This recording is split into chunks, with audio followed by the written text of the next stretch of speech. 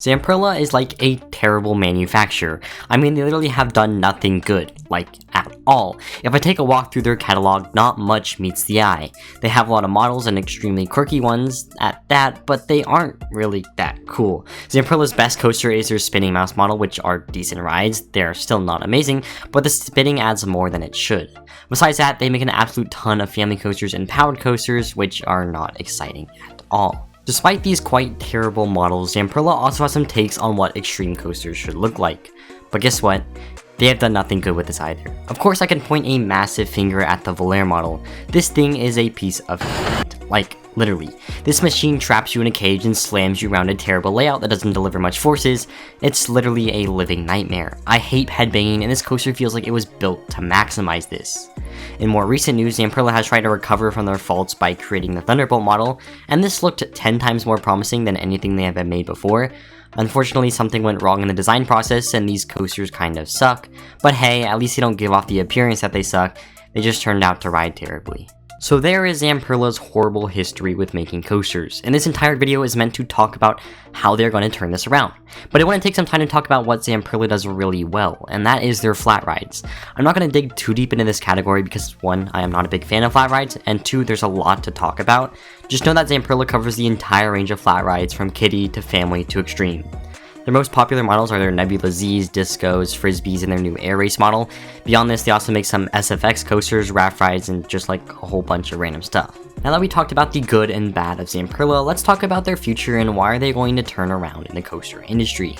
There has been some news that has broke out this past week, and yes, I will talk about this later, but I want to talk about something else for a bit, and that is a coaster they are building at Playland. So basically, here's the story. There's this lovely intimate accelerator called Senza Fiato, no idea how to pronounce this by the way, that was at Miragica, located in Italy. This park was going out of business. In fact, they recently were able to sell their land, but they were looking for a buyer to purchase their existing rides, one of them being this intimate accelerator. So instead of selling it to a park, guess who bought the coaster? Zamperla did. Now Zamperla has a new model, what they call their Lightning LSM coaster, and it is what the name implies, an LSM coaster. They also claim to literally have made sure their engineers made the best coaster train in the world, and you know what? I can actually get on top of this. The train that was revealed at IAAPA looks extremely comfortable and really cool. But back to the story. Now that Zamperla has this intimate accelerator sitting around, what they're going to do with it is retrofit it with Lightning technology.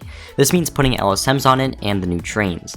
With these new additions, they were able to sell the intimate accelerator to one of their frequent clients, P&E Playland, up in Vancouver. So essentially what Zamperla just did is RMC a seal coaster. They completely retrofitted an existing coaster and sold it off to another company.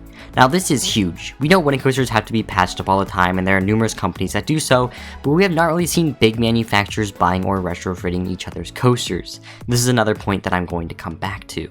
Now you may be asking, what is the future of this model? Sure, we are getting a 2024 edition that may or may not be good, but also this edition is more of Intamin's work than Zamperla's work.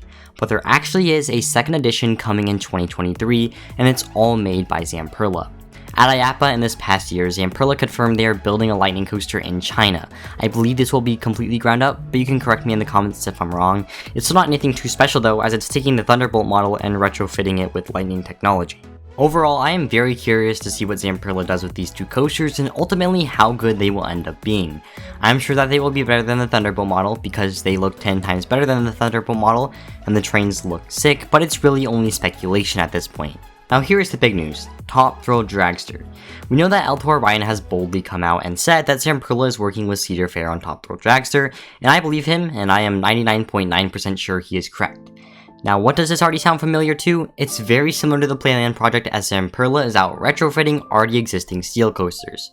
Of course we all speculated that they were going to put on LSM launches and all that jazz, and this past week we have been confirmed this. In fact, what Zamperla is going to do is just literally retrofit Top Thrill Dragster with their lightning technology.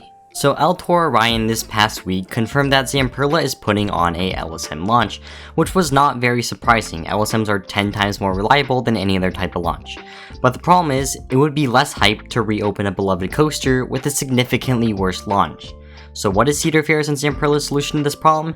To add a freaking 400-foot twist and spike or something like that. Now Zamperla is going really crazy. They are taking an existing steel coaster and making it better. They essentially are RMCing a steel coaster Now, will it actually be better? It really depends, maybe or maybe not. In order for it to be just as good, the whole gimmick of launching has to remain a novelty, and the operations and capacity have to be at somewhat good levels. You can watch Ryan's video on this. He talks about theoretical switch tracks and details like that, but I'm just saying, if it's going to be good, it has to keep up what is true to the original dragster. I have no idea if Zamperla is planning on making this spike. I mean, building anything this tall is a huge challenge, and to be honest, Zamperla does not have much experience with making extreme coasters, let alone anything that's remotely tall. I just think it would be really funny if the backwards launch into the spike was insanely rough, and then the top hat is butter smooth. I would actually laugh at Cedar Fair for their bad investment decisions. This project is literally going to make or break Zamperla's future in the coaster manufacturing industry. Besides the lightning model, there's another promising thing on the shore for Zamperla, and that is the double heart coaster. This looks to be the competition Premier needs in the compact coaster market. If this is done correctly, which is a big if because this is Zamperla, but if it is good, then damn Zamperla, you really did make a comeback. This compact model looks like it will carry good forces, and to be honest, it might use lighting technology as well, because it's just a compact LSM launch coaster. So this goes back to my main point. Zamperla is going to be good again. If they pull off these 3 lightning models successfully, they will have made a massive dent on the industry. They would be the first to take what RMC did and apply it to steel coasters. I truly believe if these 3 coasters are all a success, Zamperla's whole business model could be retrofitting old steel coasters and improving on them. We really just have to wait and see. Now on the contrary, this can all go horribly wrong, and we can all laugh at Zamperla and tell them to go back to making flat rides, and they might, but I really want to see another manufacturer to compete with the others, and the lightning model to me looks to be the most promising thing Zamperla has done to date, and if aged well can be a competitor to the Intamin Blitz model, if they can find a way to make their coasters smooth of course. Okay, so if the lightning model is a success, where else could it go?